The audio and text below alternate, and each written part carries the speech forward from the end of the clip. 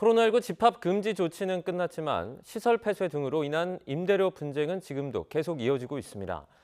민간뿐 아니라 공공시설에 입점한 매점들도 코로나 사태 때 똑같이 문을 닫았지만 임대료 환급 기준은 지자체마다 제각각이라고 하는데요.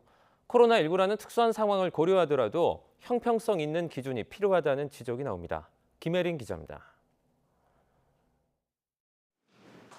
지난 2019년 11월 1년치 임대료 1,450만 원을 주고 서울 성북구 체육시설 안에서 매점을 운영하기 시작한 박난희 씨.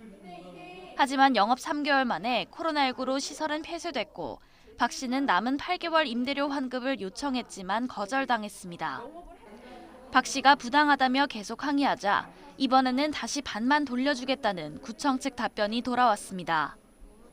계약상 이미 납부한 임대료는 돌려줄 의무가 없지만 도의적 차원에서 내린 결정이라는 겁니다. 2년 가까이 기다리는데 이게 정상 운영이 안 되니까 전후 사정을 뻔히 알면서 뭐 그런 계약서만 가지고 그렇게 얘기를 하는 거에 대해서는 좀 화가 많이 치밀더라고요. 하지만 같은 상황에 대해 다른 지자체는 완전히 다른 결정을 내렸습니다. 서울 도봉구 체육시설 내에서도 매점을 운영하던 박 씨는 같은 사정으로 임대료 환급을 요청했는데 구청 측은 시설 폐쇄 이후 기간에 대한 임대료와 함께 손실보상금까지 지급한 겁니다.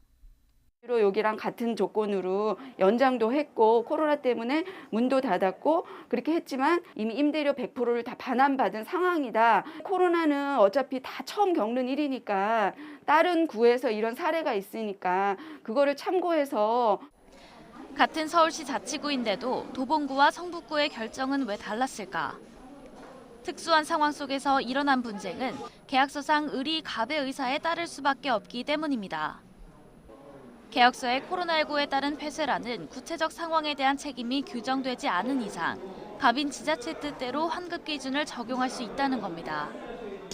집합금지 명령이나 아니면 뭐 공공수용이나 어쨌거나 그 공적 이익을 위해서 누군가가 그 손해를 감수할 수밖에 없는 상황의 어떤 명령한 것들에 대해서 이행함으로 인해서 발생한 손해에 대해서 보상을 해준 걸로 보이고 성북구는 아직 그 기준이 마련이 안 됐거나 결국 제각각인 임대료 환급 기준 속에서 손해보는 건 소상공인들입니다. 코로나19 상황을 반영해 자율성보다는 형평성을 고려한 기준이 필요하다는 지적이 나오는 이유입니다. 왜 공공기관 업무 지침처럼 해서 그 규정대로 일률적으로 시행했으면 억울한 분, 좀 혜택을 덜 보시는 분이 적어졌겠다.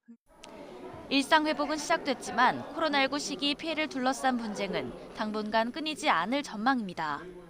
어려운 시기 희생을 감수하고서도 목소리를 내지 못하는 이들을 배려하는 새로운 기준이 필요해 보입니다.